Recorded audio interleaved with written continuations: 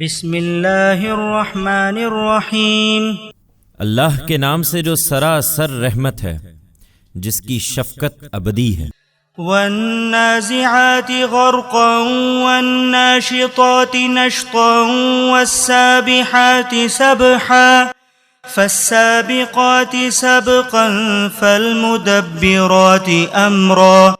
ہوائیں گواہی دیتی ہیں جڑ سے اکھاڑنے والی، اور وہ بھی جو بہت نرمی سے چلتی ہیں، اور فضاؤں میں تیرتے دوڑتے، پھر اس دوڑ میں ایک دوسرے سے بڑھتے، پھر حکم کی تدبیر کرتے ہوئے بادل گواہی دیتے ہیں کہ جس چیز کا وعدہ تم سے کیا جا رہا ہے وہ ہو کر رہے گی۔ یوم ترجف الراجفة تتبعها الرادفة قلوب یومئذ واجفة ابصارها خاشعة۔ اس دن جب تھرتھری چھوٹے گی ایک کے پیچھے دوسری، اس دن کتنے دل خوف سے دھڑکتے ہوں گے، ان کی نگاہیں جھکی ہوں گی۔ یقولون ائنا لمردودون فی الحافرة أَإِذَا كُنَّا عِظَامًا نَخِرَةً قَالُوا تِلْكَ إِذًا كَرَّةٌ خَاسِرَةٌ۔ پوچھتے ہیں کیا مرنے کے بعد ہم ضرور اسی طرح پلٹا کر واپس لائے جائیں گے؟ کیا اس وقت جب ہم کھنکھناتی ہڈیاں ہوں گے؟ کہنے لگے کہ یہ لوٹنا تو پھر بڑے نقصان کا لوٹنا ہوا۔ فَإِنَّمَا هِيَ زَجْرَةٌ وَاحِدَةٌ فَإِذَا هُمْ بِالسَّاهِرَةِ۔ سو یہ مذاق اڑاتے ہیں تو سن لیں کہ یہ بس ایک ہی ڈانٹ ہوگی، پھر دفعتاً یہ میدان میں سامنے ہوں گے۔ هل أتاك حديث موسى إذ ناداه ربه بالواد المقدس طوى اذهب إلى فرعون إنه طغى فقل هل لك إلى أن تزكى وأهديك إلى ربك فتخشى فأراه الآية الكبرى فكذب وعصى ثم أدبر يسعى فحشر فنادى فقال أنا ربكم الأعلى فأخذه الله نكال الآخرة والأولى إن في ذلك لعبرة لمن يخشى۔ اچھا سنو، کیا موسیٰ کی سرگزشت تمہیں پہنچی ہے جب اس کے پروردگار نے طوا کی مقدس وادی میں اسے پکارا کہ فرعون کے پاس جاؤ؟ اس نے بہت سر اٹھا لیا ہے، اور اس سے کہو کہ کیا تم میں کچھ جذبہ ہے کہ پاکیزگی کی طرف آ جاؤ، اور میں تم کو تمہارے پروردگار کی راہ دکھاؤں کہ تم اس سے ڈرو۔ پھر اس نے فرعون کے پاس جا کر اسے بڑی نشانی دکھائی، لیکن اس نے جھٹلا دیا اور نہیں مانا۔ پھر اپنی سرگرمیوں کے لیے پلٹا اور لوگوں کو اکٹھا کر کے پکارا، پھر کہا کہ تمہارا سب سے بڑا رب تو میں ہوں۔ بالآخر اللہ نے دنیا اور آخرت دونوں کے عذاب میں اسے پکڑ لیا۔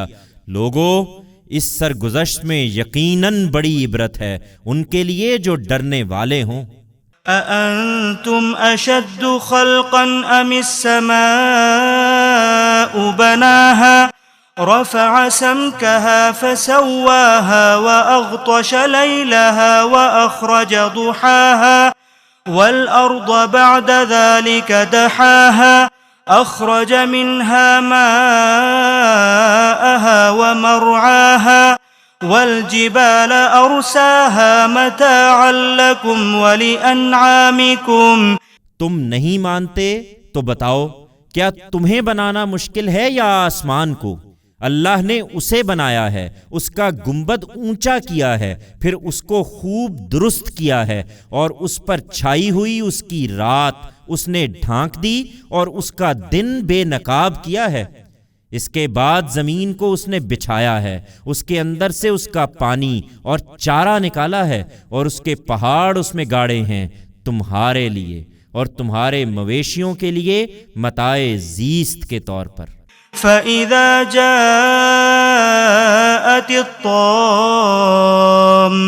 الْكُبْرَى يَوْمَ يَتَذَكَّرُ الْإِنسَانُ مَا سَعَى وَبُرِّزَتِ الْجَحِيمُ لِمَنْ يَرَى فَأَمَّا مَنْ طَغَى وَآثَرَ الْحَيَاةَ الدُّنْيَا فإن الجحيم هي المأوى وأما من خاف مقام ربه ونهى النفس عن الهوى فإن الجنة هي المأوى۔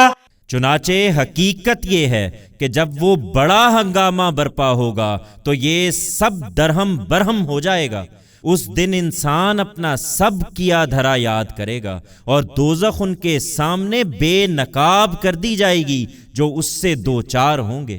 سو جس نے سرکشی اختیار کی اور دنیا کی زندگی کو ترجیح دی تو دوزخ ہی اس کا ٹھکانہ ہوگی، اور جو اپنے پروردگار کے حضور میں پیشی سے ڈرا اور اپنے نفس کو خواہشوں کی پیروی سے روکا تو بہشت ہی اس کا ٹھکانہ ہے۔ يسألونك عن الساعة أيان مرساها فيما أنت من ذكراها إلى ربك منتهاها إنما أنت منذر من يخشاها كأنهم يوم يرونها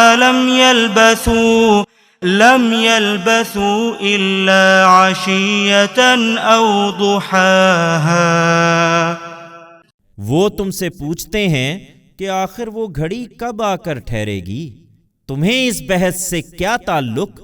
اس کا علم تیرے رب ہی کے حوالے ہے، تم تو صرف ان لوگوں کو خبردار کر دینے والے ہو جو اس سے ڈریں۔ یہ جس دن اس کو دیکھیں گے تو یہی سمجھیں گے کہ گویا ایک شام یا اس کی صبح سے زیادہ دنیا میں نہیں رہے۔